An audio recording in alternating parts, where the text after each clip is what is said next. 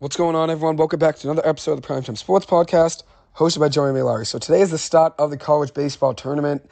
64 teams in the field, 16 regionals, 4 teams in each one, playing in a double elimination format. 16 winners advance to the Super Regionals for a best-of-3 series, and then after that, the 8 winners of those 16 teams in the Super Regionals advance to the College World Series for 2 4-team brackets. It starts up in about an hour, so I'm going to hopefully try to get this preview in before it begins. So I'm going to probably talk pretty fast just to get it over with before the start of the tournament today at noon. So the breakdown of the conferences in the tournament with multiple selections. The SEC had 10, ACC had 8, Big 12 had 6, Pac-12 had 5, Sun Belt had 4, Big 10 had 3, American, Big East, CAA, and Conference USA, all 4 of those conferences had 2 apiece. As for the breakdown of each region, I'm going to give you a preview of each region. I'll talk about some teams in each one and maybe a couple players to watch out for in each bracket. So in the first one that I'm going to talk about is the Auburn Regional, which is hosted by Auburn. They took 1 of 3 against Arkansas, 1 of 3 against Florida, 1 of 3 against Texas A&M, and 1 of 3 against Bama earlier in the year. They did finish the season getting 2 of 3 against LSU and 2 of 3 against South Carolina, which is very impressive. They were led by senior outfielder Bryson Ware, a guy to keep your eye on, with 24 home runs, 63 RBIs, a 356 batting average, a 750 slugging percentage, and an 1190 OPS on the year. Not the best pitching staff, a 5.8 team ERA. Grad student Tommy Vail is their ace, 5.1 record with a 3.46 ERA. He has a 1.88 ERA in his last 7 outings, getting hot at the right time. Just 7 earned runs in his last 34 1/3 innings of work, with 40 strikeouts over that stretch. The next team is Southern Mississippi. They swept Dallas Baptist in a 3-game series, got blown out 13-0 against Bama, and took 1 of 3 against Coastal Carolina and 2 of 3 against Louisiana. Junior outfielder Slade Wilkes is their best power bat with 20 home runs, 301 batting average, 56 RBIs, and a 1029 OPS. Junior infielder and also pitcher Dustin Dickerson is their best on-base guy with a 424 on-base percentage, adding in a 325 batting average, 6 home runs, 924 OPS, and 12 stolen bases in 15 attempts. Very strong pitching staff for Southern Miss, led by Tanner Hall, a junior right-handed pitcher from Louisiana, 12-3 record on the year in 15 starts, 109 strikeouts and 97 innings pitched, a 194 opponent batting average, a 2.23 ERA, and a 1 whip. As the next team, Samford, they lost 3 games to LSU, lost 2 times to Bama, lost to Troy, and lost to Auburn. They did win the SoCon tournament championship to qualify, outscoring opponents 29-17 in 5 games in the tournament. They did have to win a tripleheader last Saturday to get in, and they did it, beating UNC Greensboro at 7 a.m., beating Wofford at 10:25 a.m., and then beating Wofford yet again at 1:35 p.m. They also did play and lost on that Friday right before that at 3 p.m., so they played 4 games in a 24-hour window, winning 3 games between 7 a.m. and 1:35 p.m. last Saturday, which is very impressive. Not much speed on this team, though. Only 35 stolen bases out of the squad. Junior infielder John Anderson is their big bat. 22 home runs, 13 doubles, 60 RBIs, a 668 slugging percentage, and a 286 batting average. Freshman catcher / first baseman John Steele is second in home runs on the team at 16, also adding a 50 RBIs and a 314 batting average.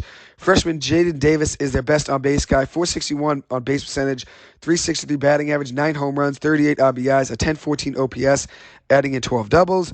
Junior right-handed pitcher Jacob Cravey is their ace. 9-2 record, 3.19 ERA, a 1.15 whip, adding in 121 strikeouts and 98 2/3 innings pitched, and a 218 opponent batting average. Their closer is second best in Division I baseball, Ben Petschke, with 14 saves, also adding in a 4.29 ERA. That 14 saves from Ben Petschke is second best in all college baseball. UPenn is the next team in this regional in Auburn. They won the Ivy League tournament.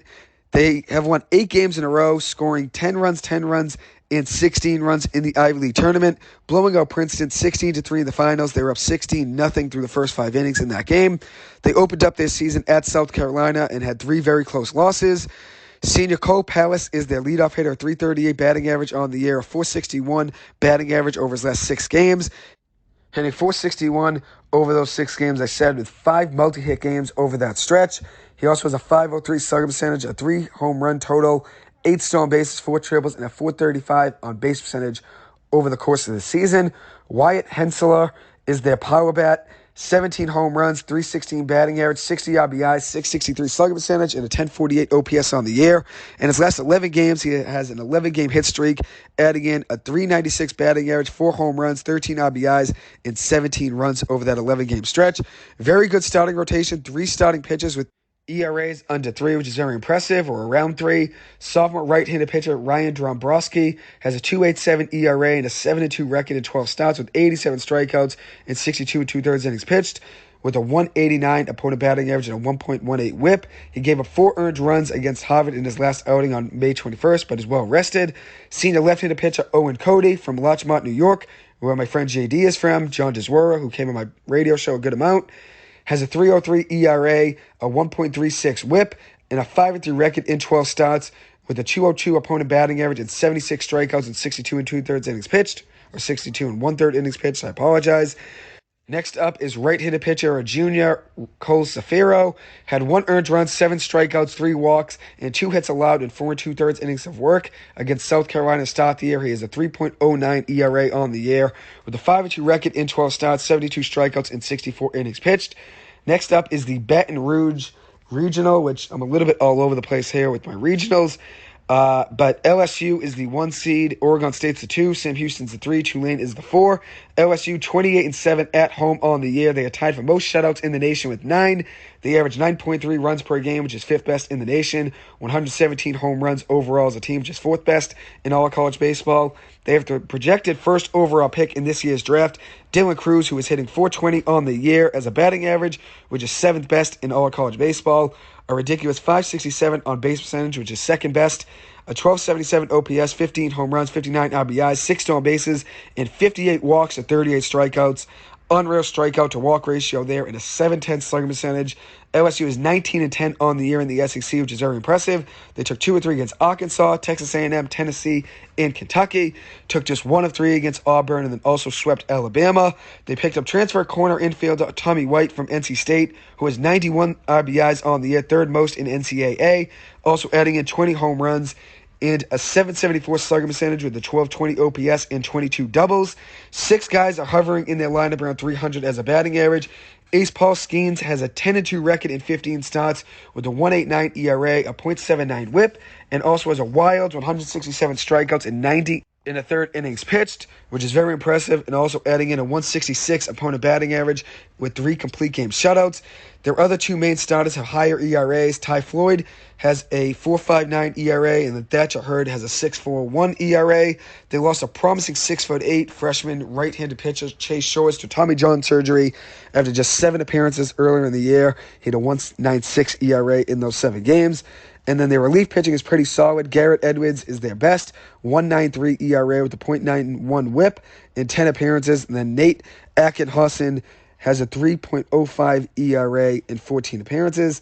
Next up is Oregon State, 3-time champion. They also won in 2018, which is their most recent win. Lost 3 times this year to Stanford at the start of the year. Took 2 of 3 against Washington, 18-12 in a weak Pac-12 conference. Travis Bazana has a .379 batting average on the year, 10 home runs, 53 RBIs with 36 stolen bases and 39 attempts. Very impressive all-around player there is Bazana. 20 stolen bases, .512 on base percentage, and a .635 slugging percentage. They have 5 batters in their lineup with double-digit home runs. They will be shorthanded due to injuries, with their ace, Jaron Hunter, being out, a .309 ERA, a 1-1 record in 7 starts. And they will also be without Jacob Kamatz, who is another good starter of theirs, a .471 ERA in 14 starts. Sam Houston has the most hits in Division I baseball, and I think they could give a team like Oregon State trouble. They have 702 hits as a team, number 1 in all of college baseball. This team can hit a ton. Graduate student transfer from Wichita State, Tyler Davis, is their best. .432 batting average, 7 home runs, 59 RBIs, a .640 slugging percentage, an 1142 OPS, and .502 as an on-base percentage with 13 stolen bases. Outfielder Joe Redfield has a .408 batting average, 13 home runs, 51 RBIs, and a .678 slugging percentage with a .491 on-base percentage and 15 stolen bases. The lowest batting average in their lineup is .271, so it just proves this team can hit. They also have 98 stolen bases as a team. This team can definitely make noise offensively. Starting pitcher is going to be their challenge, junior right-handed pitcher Cole Colton Atkinson is their ace, a 4.09 ERA, a 1.32 whip, with a 94 record in 16 starts, with a 2.45 opponent batting average, batting in 69 strikeouts and 81 in the third innings pitched. Stephen Baird has a 5.35 ERA with a 7.3 record in 15 starts. The relief pitching is solid. Chandler David has a 2.21 ERA in 28 appearances. And then Alex Mages has a 2.96 ERA in 22 appearances, with Braden Davis adding in a 3.16 ERA in 22 appearances as well. They lost to Dallas Baptist and LSU during the year, but they did beat Texas A&M. They won the WAC tournament, WAC tournament, beating Utah Valley in the finals. 21-1 was the score in that game, with Sam Houston scoring 89 runs over 6 games in that tournament. Next up is Tulane. They have a 19-40 record, winning 5 games over 6 days to make it. They were a 7th seed in the American Athletic Conference Tournament, won 5 games in 6 days, beating East Carolina in the final with a big win, 8-6 in that game. They took 1 of 3 games against Penn during the year, lost twice to Campbell, and lost to LSU 11-5 in April. Had 3 very close games with East Carolina in the regular season, losing 11-10, losing 8-6, and then winning 8-0. They lost 10-6 to Southern Miss during the year as well. This is the type of team that gets hot at the right time and sneaks in and gives the team fits. Senior Brady Abear is their leader in batting average with 304 batting average, 3 home runs, 23 RBIs, and a 440 on base percentage. Sophomore T.O. Banks is 11 for 21 with a 524 batting average his last 5 games and 3 home runs, adding in a 303 batting average on the year and 995 OPS, 18 home runs, and a 621 slugging percentage overall on the year. Pitching will be the tough part here for Tulane, but their pitching did get hot in the AAC tournament. Rocky Castro has the lowest ERA on the team at a 5.14 ERA, a 4-6 record in 15 starts for the grad student, with 83 strikeouts and 82 and a third innings pitched. Next up is the Charlottesville Regional, hosted by Virginia. Virginia is a powerhouse at home, 32-4 record at home. Best team batting average in the nation at 334. 19-11 in the ACC on the year. They did go pretty cold towards the middle of the season, losing 2 of 3 to Pitt. And they were also swept by Notre Dame in a 3-game set. Then lost to Duke in 2 of 3 games right after that. So that's why I think they could be a beatable 1 seed for a team like East Carolina. They did win 10 games in a row before losing to UNC in the ACC tournament. They won 10 games in a row to close the season, which is very impressive. Jake Geloff is the best on their team in RBIs with 84. He's 5th best in all college baseball with 84 runs batted in, 22 home runs, and a 753 slugging percentage. Kyle Tail is their catcher, who has a 414 batting average, a 479 on base percentage, 12 home runs, 60 RBIs, and a 996 fielding percentage behind the plate. Great defensive catcher as well. They have 72 home runs as a team, gave up 64 overall on the year. Not as great of a margin as you'd like, but the ACC is a tough conference. And then Connolly Early is their best pitcher. Connolly Early, as I said, best pitcher overall for them, 10-2 record, 3.39 ERA, and 80 strikeouts in 69 innings pitched. East Carolina, 18-6 record in the AAC overall on the year. 4th best strikeout to walk ratio in the country at 3.19. They lost 6-5 and 2-1 to Campbell early in the year. Played again in May, losing 14-3, so 3 one-run losses there to Campbell, which shows they can be a dangerous team. They beat UNC twice earlier in the year and lost to them in May 2-1. They lost to Duke, lost twice to UNC-W, and lost to NC State once and beat NC State once, so 1-1 versus NC State. Junior outfielder / first baseman Carter Cunningham is their best hitter. 324 batting average, 8 home runs, 35 RBIs, and a 535 slugging percentage with a 974 OPS. Junior right-handed pitcher Trey Yasevich had 5 double-digit strikeout games over a 7-game stretch earlier in the year. He has 3 earned runs over his last 15 innings pitched with a 2.8 ERA and a .99 whip, with 98 strikeouts overall on the year and 70 2/3 innings pitched, with a 6-1 record overall on the season. Oklahoma is the 3 seed in this regional. They have an 11-13 record in the Big 12 overall in the year. They were 2-4 in their first 6 games to start the year, losing 2 of 3 against California Baptist, losing to Ryder, and then also losing to Abilene Christian.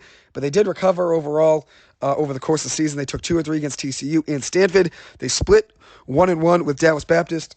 They beat Oral Roberts and were 1-3, 1 win, 3 losses against Oklahoma State.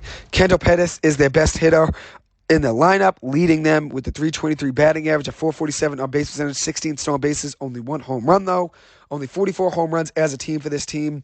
Bryce Madron is their leading power hitter with 308 batting average, and 11 home runs overall. So a weaker offense, only a +7 run differential for this Oklahoma team. Braden Carmichael will get the start for them. A 7-0 record on the year, 3.15 ERA with 59 strikeouts and 79 in the third innings pitched. Not a big strikeout guy. Has a .272 opponent batting average. Army is the 4th seed in this regional. Senior infielder Kevin Dubrul has 8 hits in his last 11 at-bats in his last 2 games, with a .411 batting average overall on the year, a 1090 OPS, 9 home runs, 68 RBIs, and 19 doubles. They have 4 batters in their lineup with 12-plus home runs. Ross Friedrich is their leader with 17 home runs, also hitting .372 on the year with a .668 slugging percentage. Robbie Bucher is their ace, .284 ERA with a 1.26 whip, 5-3 record in 7 starts, making 20 appearances overall. He will start against UVA. Has 47 strikeouts and 63 in the third innings pitched. They have 3 additional starters, with 2 of those 3 having ERAs under 3. Mike Ruggieri has a 2.86 ERA, and then Tanner Gresham has a 2.9 ERA. They lost to Arkansas 7-5 and took 1 of 3 against Wright State during the year. Next up is the Clemson Regional. Clemson is the 1 seed, 20-10 in the ACC. They won the ACC tournament. Sophomore third baseman Billy Amick is hitting .418 on the year with a 1242 OPS, 12 home runs, and 58 RBIs. Caden Grice is hitting .302 with 16 home runs, a 63 RBI total with a 1005 OPS. Also pitches as well, had an 8-1 record in 13 starts with a 3.25 ERA and 91 strikeouts and 69 in third innings pitched. Clemson took 1 of 3 against South Carolina and Duke earlier in the year. They did sweep NC State at one point during the season, but they were swept by Wake Forest and took 2 of 3 against a very good BC team this year. Tennessee is the next team up, a .369 team ERA, which is 4th best in the nation. They have 114 total home runs on offense, which is 6th best in all college baseball. They have a 4-12 record on the road, though. They did sweep Texas A&M. They were 1-2 against Florida, 1-2 against LSU. They did sweep Vanderbilt as well, but they were swept by Arkansas during the season.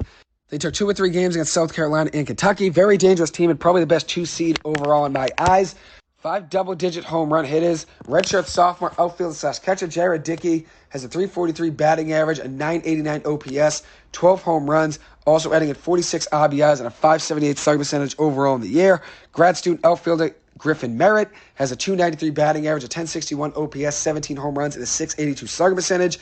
Their ace is Drew Beam, .418 ERA, a 7-4 record with a .272 opponent batting average. Starting pitching isn't elite for Tennessee, but their bullpen is. Hollis Fanning, a .69 ERA. A.J. Russell, a .98 ERA with a .58 whip in 27 2/3 innings pitched, adding in 45 strikeouts over that stretch.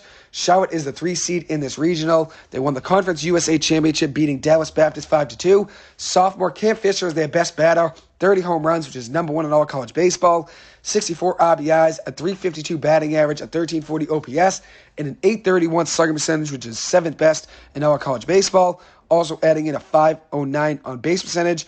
Junior right-handed pitcher Wyatt Hudapole has a .444 ERA with a 1.17 whip, a 6-6 record, and 118 strikeouts and 97 in the third innings pitched. The 4th team in this regional is Lipscomb. They won the ASUN Championship, beating Florida Gulf Coast. They were swept by Auburn and Mississippi State during the year. They did lose to Vanderbilt and Tennessee as well.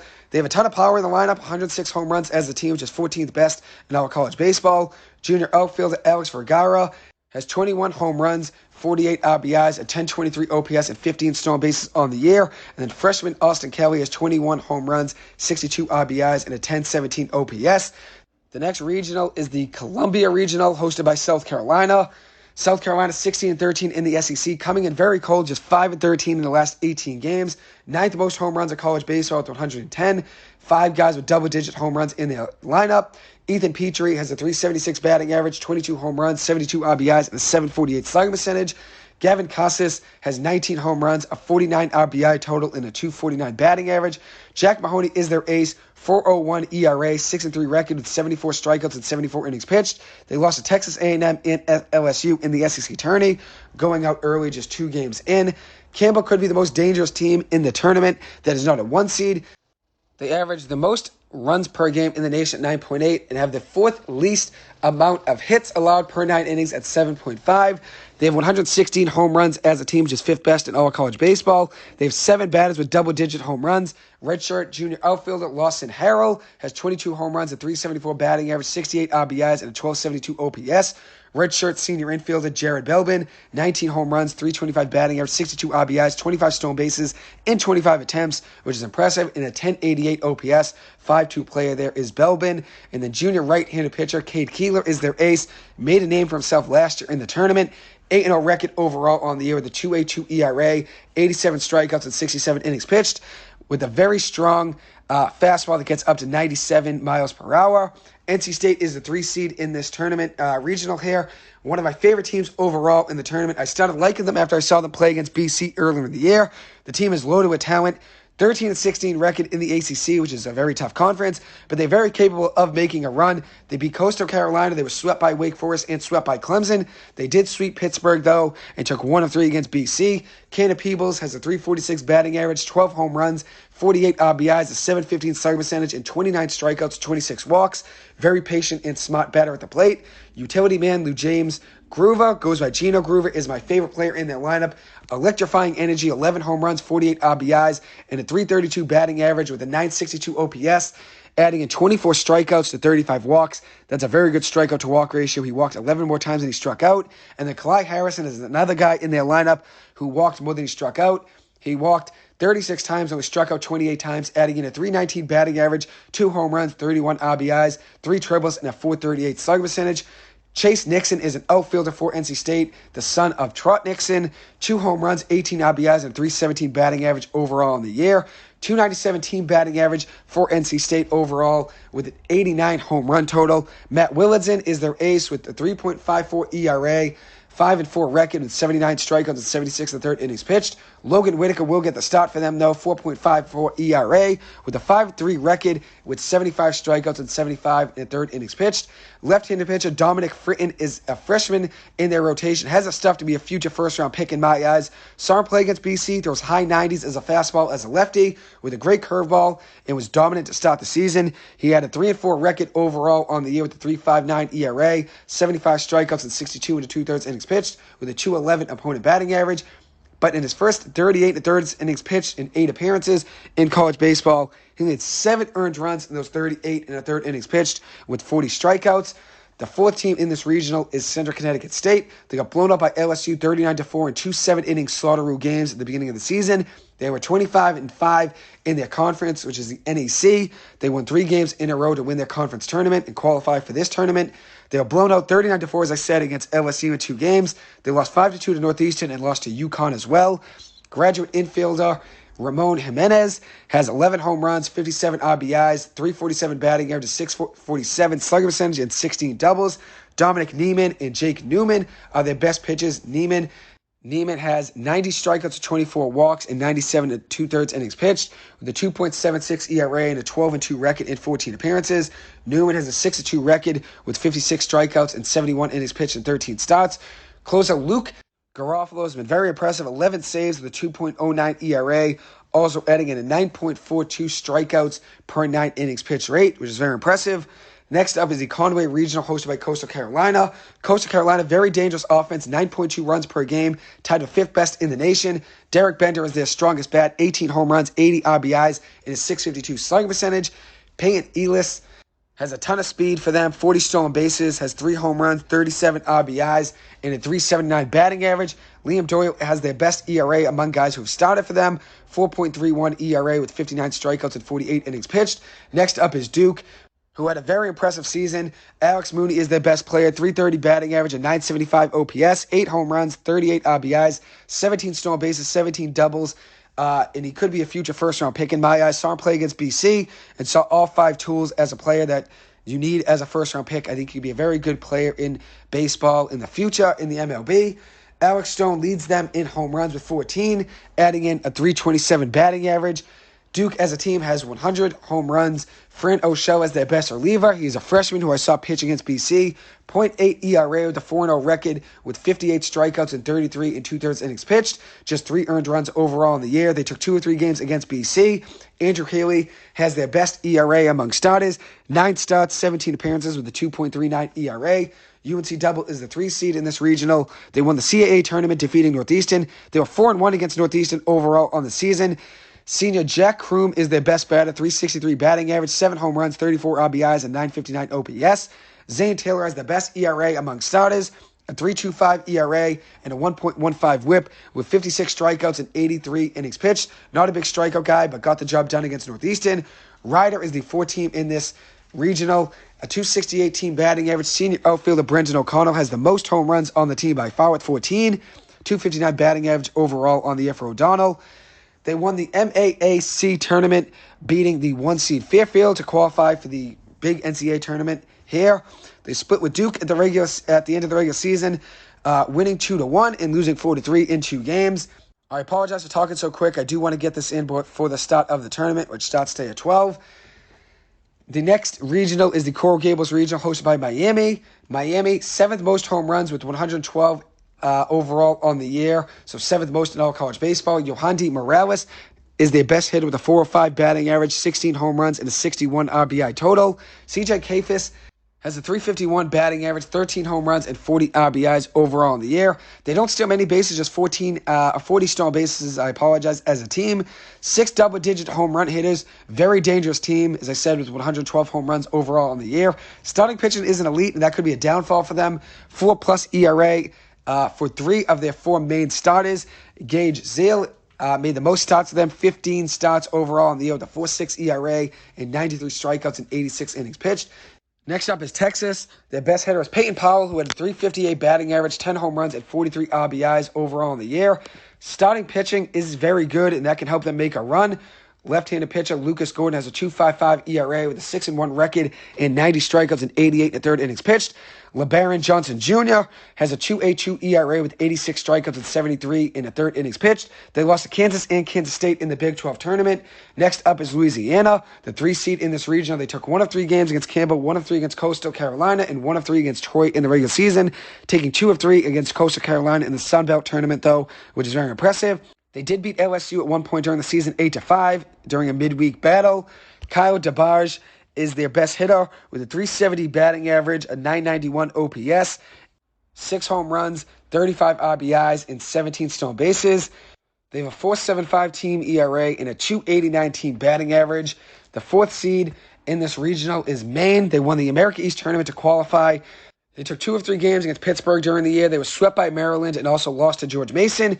Jeremiah Jenkins is their power bat with 20 home runs, has 75 RBIs, which is 14th best in all of college baseball, a 1279 OPS, and has 14 hit by pitches, which is a ton there, so he must crawl the plate, I'd imagine. Quinn McDaniel has 16 home runs, 44 RBIs, and a 355 batting average with a 1219 OPS and 32 stolen bases. 5-2 player there for the Maine Black Bears. I'm rooting for them to do well against Miami. Next up is the Fayetteville Regional, hosted by Arkansas. Arkansas lost to Texas A&M in the SEC tourney. They swept Auburn during the year. They took 1 of 3 against LSU. They took 2 of 3 against Bama. They also swept Tennessee and swept Texas A&M. They took 1 of 3 against Vanderbilt overall in the season. Outfielder Jace Barofin has 14 home runs, 48 RBIs, a 318 batting average, a 440 on base percentage, and a 1041 OPS. As a team, Arkansas has a 4.87 ERA. They don't really have a dominant starter. Hunter Holland has a 4.06 ERA and 14 starts with 72 strikeouts and 77 1/3 innings pitched. A lot of analysts have Arkansas making a deep run in this tournament, and you can see why. They have a very good team overall offensively, can score a lot of runs. As you can see, Barofin, 14 home runs, 318 batting average, 1041 OPS. There are a ton of guys in that lineup that can mash.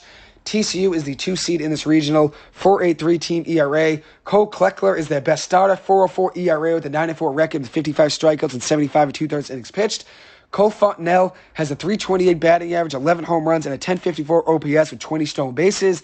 They beat Vanderbilt and Arkansas to begin the season, and they took 2 of 3 games against Oklahoma State and took 1 of 3 games against Texas. They won the Big 12 tournament and had a very impressive season overall there. TCU could definitely do some damage in this tournament. Arizona had the fifth most team hits in Division I baseball with 670, 93 home runs as a team as well. Chase Davis is their best home run hitter, 21 home runs, 74 RBIs, a 369 batting average, a 1253 OPS, and a 496 on base percentage. They have a 5.87 team ERA with Aiden May making 15 starts with a 5-2 record, a 6.5 ERA with 70 strikeouts and 70 and two-thirds innings pitched. Santa Clara is the fourth seed in this regional. Efrain Manzo leads the Broncos in home runs with 17, has a 318 batting average here as well, and a 1087 OPS.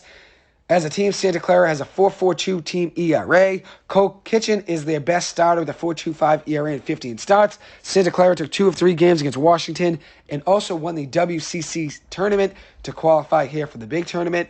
Gainesville Regional is hosted by Florida. Florida is the 1 seed in that bracket regional. Wyatt Langford has a 521 on base percentage, which is 9th best in all college baseball. Florida has 119 home runs as a team, which is 3rd best in all of the country. Jack Caglione is a two-way player who has a 6-3 record on the mound, 6 wins, 3 losses, a 4.14 ERA with 46 strikeouts and 63 innings pitched. At the plate, 28 home runs, adding in 76 RBIs, 349 batting average, and 1,200 OPS. 28 home runs with a 4.14 ERA is very impressive. Obviously, a two-way player is never easy to do, especially at the college level, and he's been doing it very well this season. 28 home runs, 4.14 ERA with a 349 batting average, adding in a 6-3 record and a 1,200 OPS. Very impressive all around there for Caglione. Florida took 2 of 3 games against Miami, 2 of 3 against Bama, 2 of 3 against Kentucky, 2 of 3 against Tennessee, and they swept Vanderbilt as well. UConn is the 2 seed in this regional. Ben Huber leads them at home runs with 16. He also has a 330 batting average, an 11.08 OPS, and 20 doubles. Left-handed pitcher Andrew Sears made the most starts for them on the year with 14. 6.24 ERA with 74 strikeouts and 62 innings pitched. I think pitching could be their downfall in this tournament. They had a 1-1 record versus BC and lost to Northeastern in the regular season. In the Big East tournament, they lost to Xavier. Not as deep of a team as they were last year, but they definitely can make some noise. I do worry about their pitching, though. Texas Tech had 90 home runs as a team overall in the year. They are the 3 seed in this regional. Gavin Cash has 24 home runs, 81 RBIs, and a 333 batting average overall in the year with 11.06 OPS. Mason Molina is their best pitcher on the mound. He's a left-handed pitcher with a 5.2 record, 3.72 ERA in 15 starts with 98 Ks and 77 in the 3rd innings pitched.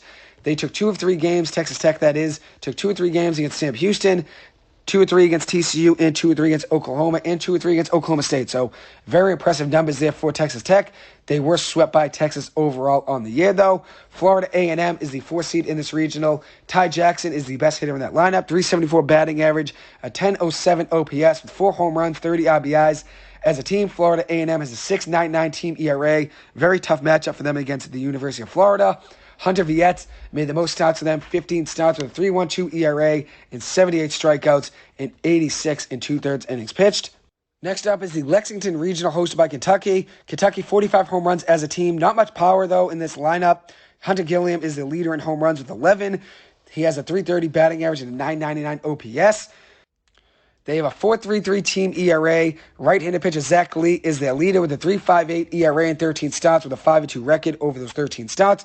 They swept Indiana State, took 2 of 3 against Bama. They were swept by Vanderbilt and took 1 of 3 against Florida during the year. West Virginia has 4 double-digit home run hitters. They are the 2 seed in this regional. J.J. Weatherholt has a 4.43 batting average, a 12.90 OPS with 15 home runs, 56 RBIs, and a 5.12 on base percentage overall on the year.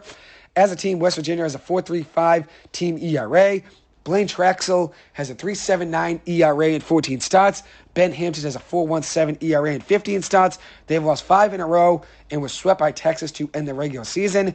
Indiana is the 3 seed here. Devin Taylor is the best power bat in their lineup with 16 home runs, 57 RBIs, and a 3.17 batting average with an 1,100 OPS. Seti Manasseh has 13 starts overall on the year. He's their best pitcher with a 2.73 ERA. Manasseh adding in 25 strikeouts and 33 innings pitched. More of an opener, it looks like, according to his stats. They took 1 of 3 games against Auburn and 1 of 3 against Texas. They lost to East Carolina and lost to Kentucky and Indiana State during the year and was swept by Maryland. Ball State is the 4th seed in this regional. They won the MAC tournament to qualify for this big tournament. They lost 7-4 to Wake during the season. Very close game there. And lost to Indiana 16-13 and 9-8. So two very close losses there to Indiana, losing by 3 and then losing by 1. Ryan Peltier is their best hitter in their lineup. 15 home runs, 54 RBIs, a .351 batting average, and a .1086 OPS. Trenner O'Donnell is their ace. Has 14 starts made on the year with a .298 ERA, 92 strikeouts, and 84 2/3 innings pitched. Next up is the Nashville Regional, hosted by Vanderbilt. Vanderbilt, third best in hits allowed per 9 innings in the country with 7.19 hits allowed per 9 innings. 19-11 record in the SEC. They won the SEC tournament.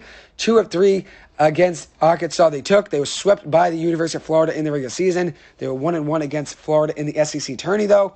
They swept Kentucky, but were swept by Tennessee. The Commodores are 12-7 over the last 19 games. 72 home runs as a team, not as powerful offensively as usual. Chris Maldonado is their best hitter, a .319 batting average, a .964 OPS, 7 home runs and 30 RBIs.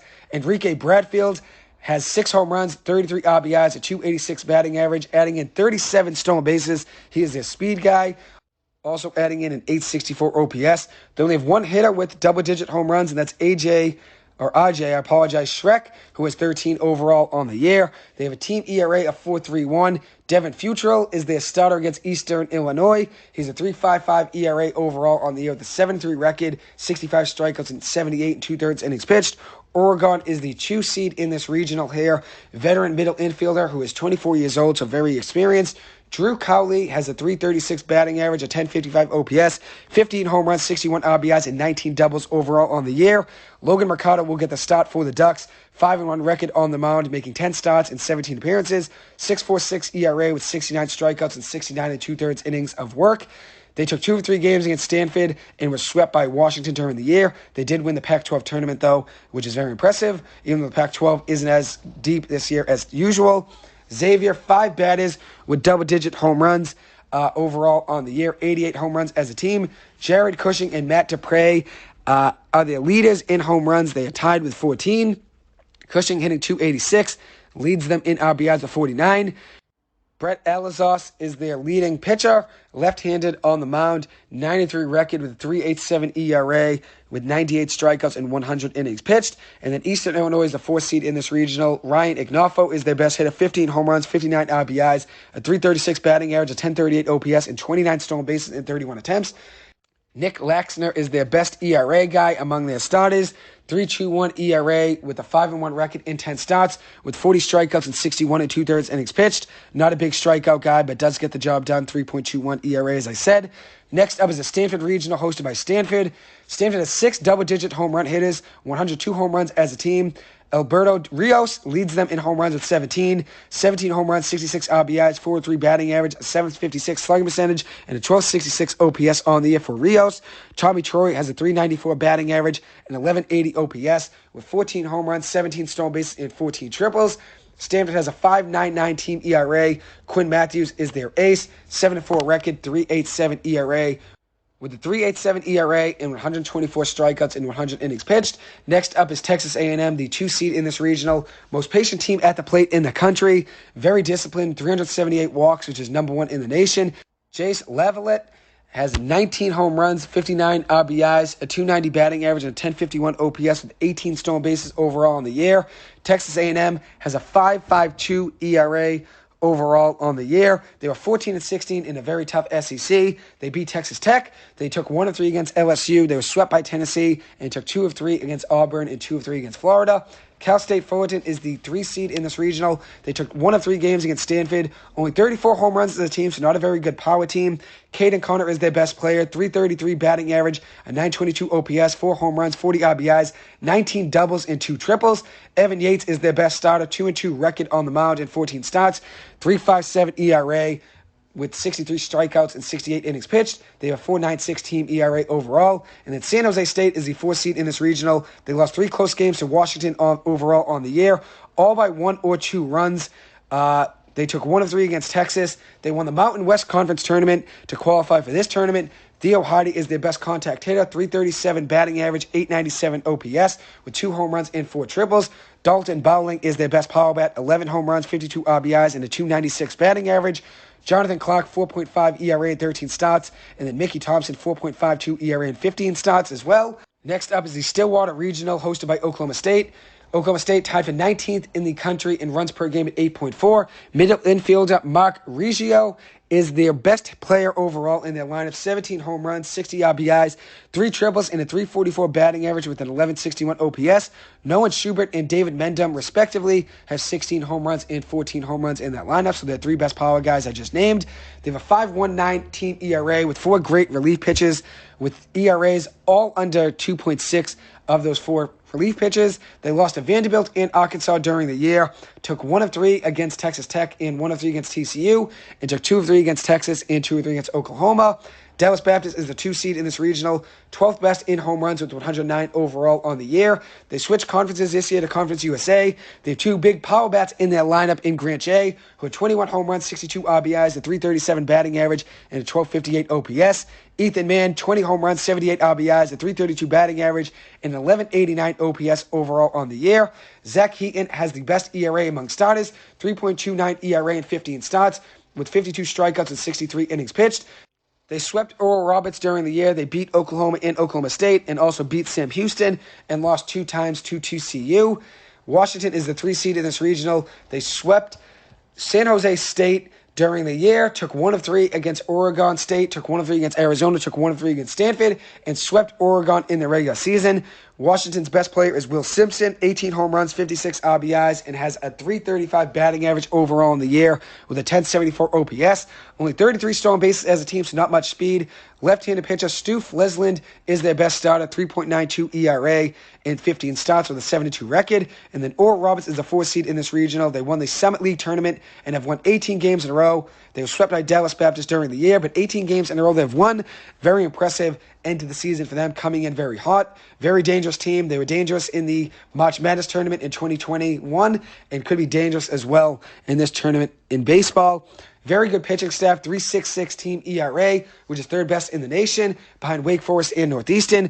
1.24 whip overall on the year for this team, which is 4th best in the nation. They can hit as well, 9th most hits in all college baseball at 646th, and 19th best in college baseball with 8.4 runs per game. They have 88 home runs as a team, with 16 of those coming from Matt Hogan, who adds in a 348 batting average and an 1189 OPS. Jonah Cox has a ridiculous 422 batting average with 9 home runs, 58 RBIs, 8 triples, and 26 stolen bases. Cox is a 5'2 player, and obviously, as you can tell, has a good amount of power, 9 home runs, adding in 26 stolen bases and 422 as a batting average.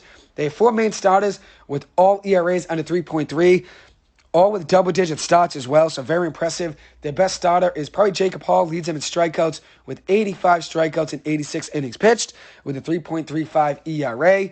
Now moving on to the regional hosted by Indiana State in Terre Haute. Indiana State, 3.8 ERA overall in the year, which is 5th best in the country. 1.23 whip, which is 3rd best in the country. Best starting pitcher is Lane Miller, 7-0 record, 2.61 ERA and a 1.021 whip. Redshirt junior infielder Mike Sears leads them in home runs with 19, also adding in 59 RBIs. Redshirt senior right-handed pitcher Connor Fenling has a 3.24 ERA and a 9-2 record in 14 starts. For this Indiana State team, they lost to Miami. They were swept by Northeastern in a 3-game series. They were swept by Kentucky in a 3-game series, and they were 1-1 against Indiana. They did beat Vanderbilt during the year. They won the Missouri Valley Conference tournament, and in my opinion, are one of the weaker 1 seeds. Don't see them going that far, maybe a round, and then after that, that'll probably be it. Moving on now to the 2 seed in this regional, it is Iowa. 2-way player Keaton Anthony is their best player, 389 batting average with 9 home runs, 38 RBIs, and a 12.06 OPS with 22 doubles. He has a 4.95 ERA in 9 appearances, making 6 starts with 14 strikeouts and 20 innings pitched. Very impressive at the dish, though, 389 batting average. 98 stolen bases as a team for Iowa. They love to steal bases and put guys in scoring position. During the year, they beat Indiana State and beat LSU. They lost to Sam Houston and took 1 of 3 against Texas Tech, took 1 of 3 against Maryland, and 1 of 3 against Indiana. Then 3 seed in this regional is North Carolina. North Carolina has Mac Horvath, who is their best power bat, a junior with 22 home runs, 62 RBIs, 24 stolen bases, and a 305 batting average. Freshman right-handed pitcher Jake Knapp has a 4.79 ERA with a 5-3 record in 15 starts with 60 strikeouts and 62 innings pitched. UNC had a 14-4 record in the ACC. going 1-1 against East Carolina during the regular season. 1 of 3 they took against UVA. They took 1 of 3 against Miami. They were swept by Boston College and lost a 1-run game to Campbell during the season. And the 4th seed in this regional is Wright State. Andrew Patrick is their guy. 333 batting average, and 1150 OPS with 19 home runs, 58 RBIs, 4 triples, and 29 stolen bases. Left-handed pitcher Sebastian Gongora is their ace. 10-1 record with a 2.92 ERA in 15 starts. 82 strikeouts and 86 in the third innings pitched. They won the Horizon League Championship, so they qualified for this tournament. During the regular season, they took 1 of 3 games against Kentucky and were swept by Arkansas. But it is impressive, though. They could still take 1 of 3 against Kentucky, and it proves that at the end of the day, it is a tournament where it's double elimination, but if you win your first game, that's huge. And I know my dad likes them to potentially win this game against Indiana State. I would agree with him. I think Wright State is very capable of winning this game. Next up is the Tuscaloosa Regional hosted by Alabama.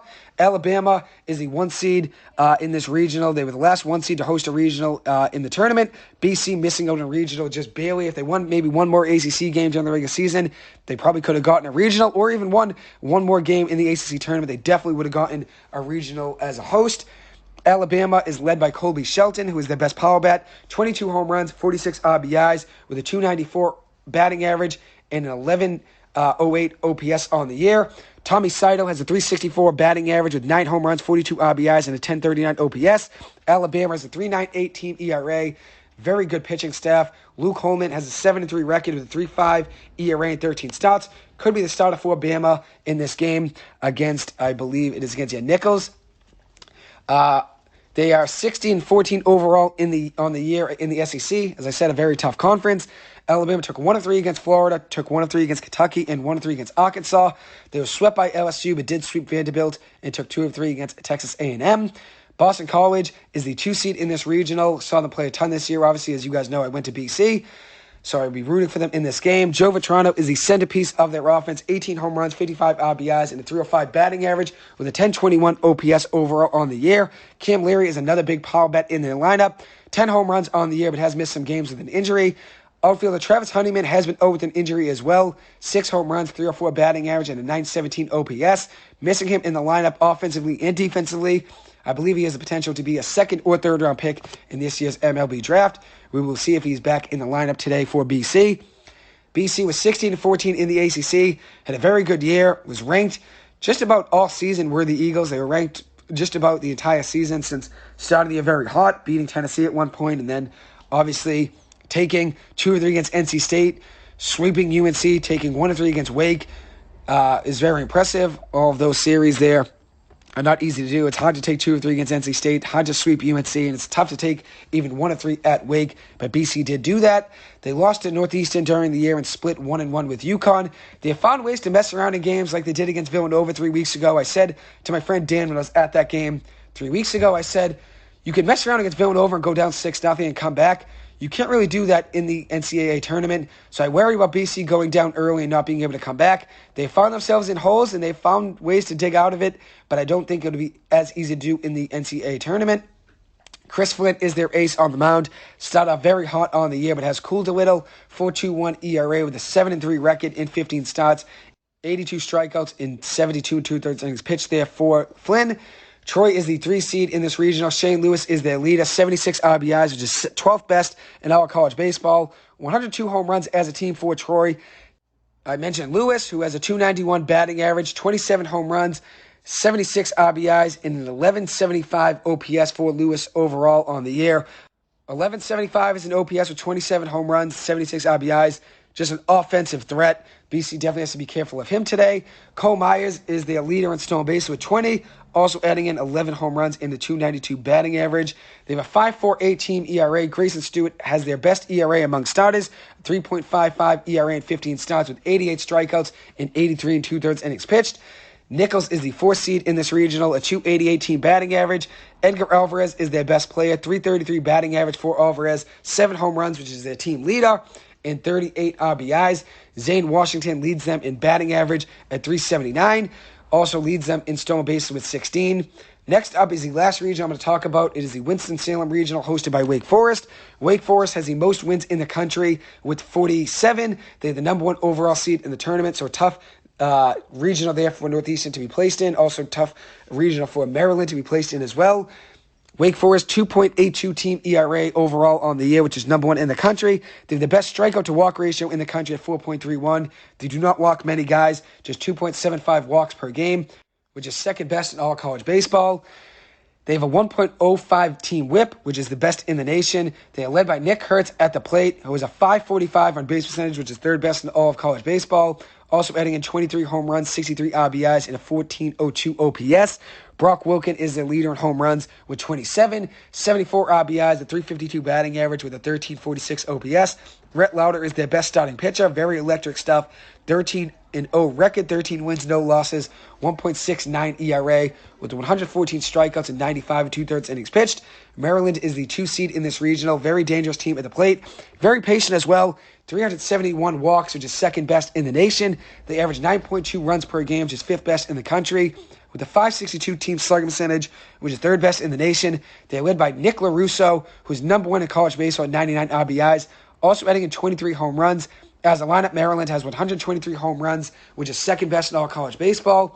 Matt Shaw is another great bat in that lineup, adding in 23 home runs and 67 RBIs overall on the year. One thing about Maryland is their pitching is a weakness for them. We'll see if they can put it all together like they did in the Big Ten tournament.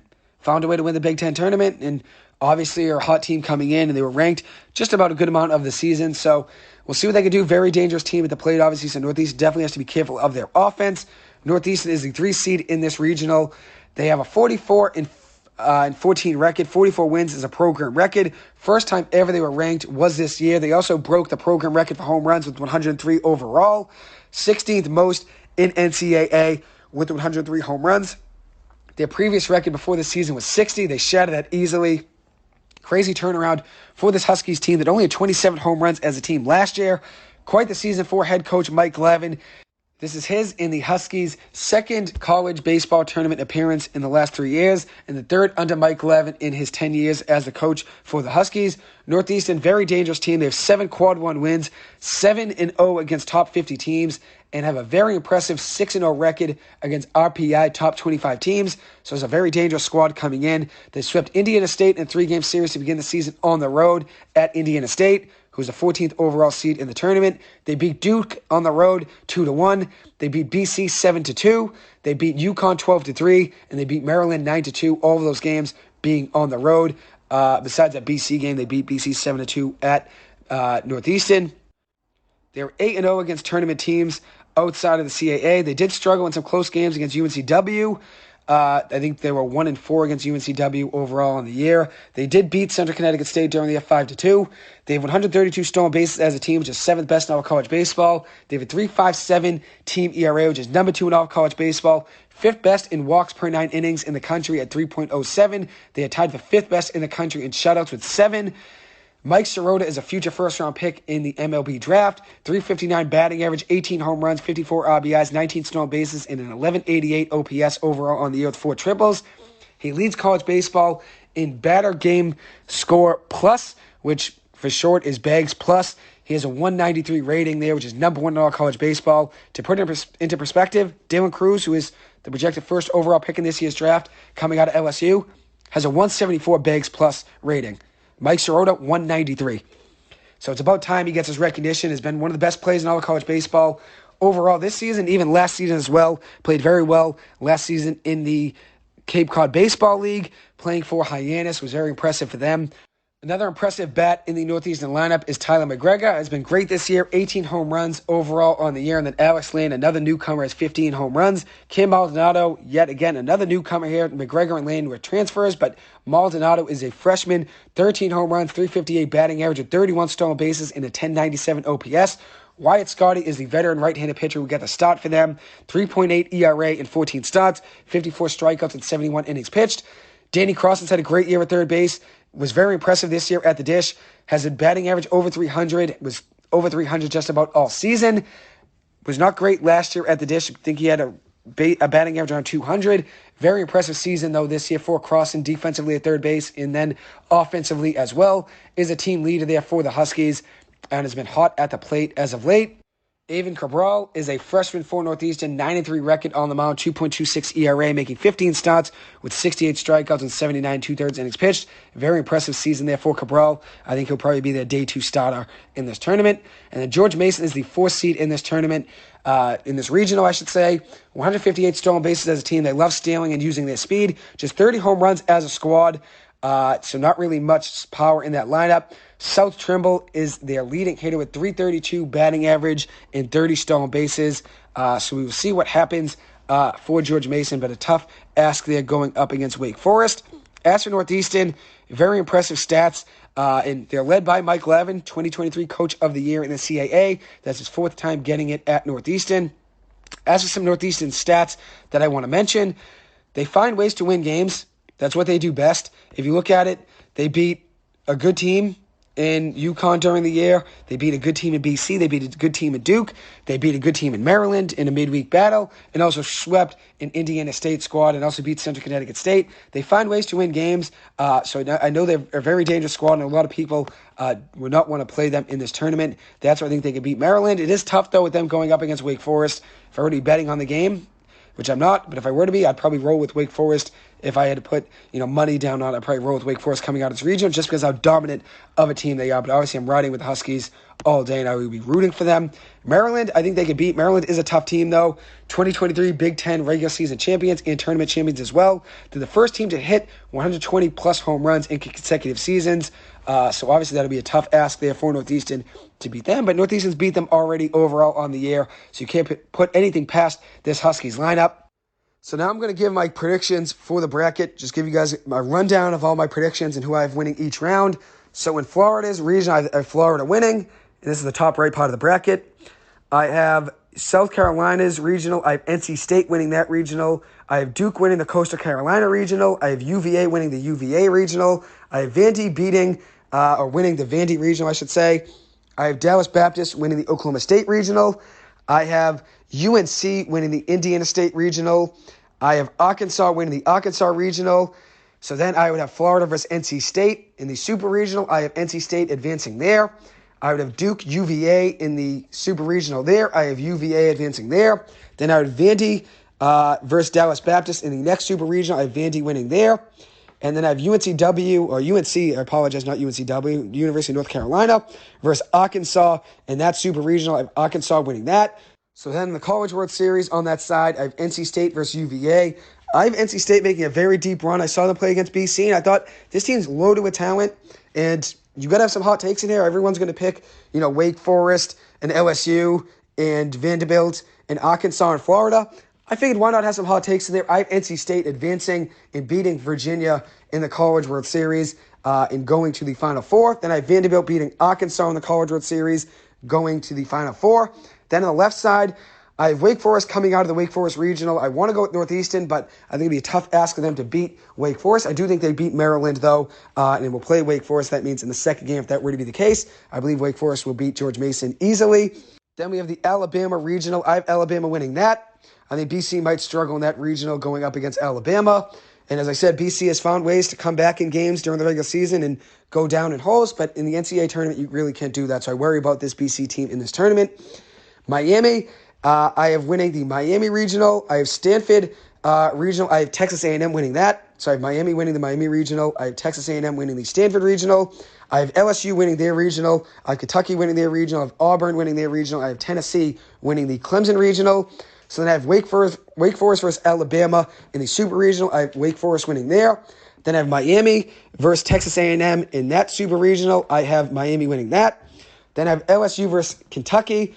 In that Super Regional, I have LSU winning, advancing to the College World Series. And then I have Auburn versus Tennessee, and I have Tennessee beating Auburn to advance in that Super Regional. So now in the College World Series, I have Wake Forest versus Miami. I have Wake Forest winning that, advancing to the Final Four. And then I have LSU versus Tennessee, and I have LSU winning that game, advancing to the Final Four. So my Final Four teams left are Wake Forest, LSU, Vanderbilt, and NC State. I have Vanderbilt beating NC State, and I have LSU beating Wake Forest. I have Vanderbilt over LSU as my champion. I'm rooting for Vanderbilt. My mom likes Vanderbilt. She picked them to win, and I don't mind it. Vanderbilt's a very good team. They are the 5th overall, 6th overall national seed, I believe. 6th overall national seed, 41-18 record overall on the year. LSU, very good team, though, 43-15. A ton of power in that offense. Obviously, as I said, Tommy White's a great bat, and then you also have a guy like Dylan Cruz, who's going to be the first overall pick in this year's draft. NC State, kind of a hot take, probably for most people, 35-19 record overall in the year. I do have them being one of the Final Four teams remaining. I liked what I saw from them when I saw them play against BC, and this isn't even for money. This is just for the podcast. So I figured why not have some hot takes in there. So I like NC State to make a run. And then Wake Forest, the number 1 overall seed, 47-10 record overall on the year, most wins in all college baseball. I have them beating Miami, advancing to the Final Four, but losing to LSU there in that big game there, with LSU losing to Vanderbilt in the College World Series Finals. So we'll see what happens. Those are all my predictions. I apologize for the quick episode there and talking so fast. I had to get this in with the tournament starting in just about 5 minutes from now. It's 11:55. Tournament starts at 12 today. There's a good amount of games that start at 12 o'clock. I can give you a couple games that start at 12 o'clock. Just give me 1 second here. UConn starts at 12 o'clock, which should be a good game. Virginia also plays at 12 o'clock versus Army. That game will be at noon on ESPN+. And then the other noon game is Kentucky versus Ball State. Ball State, as I said, won the MAC. So I'll be rooting for them since they're a MAC team. And you guys know I love Kent State and Central Michigan. I do also like Ball State football. That game will be starting in 5 minutes at noon on the SEC Network. So anyways, that concludes this episode. Thank you guys so much for taking the time to listen to this. As always, I appreciate it. I hope you guys have a good one. Thank you. Take it easy. Stay safe and stay well. And yet again, I apologize for talking so fast. Just wanted to get this in before the start of the tournament. Thank you guys. Have a good one. Take it easy. Have a great weekend. Thank you.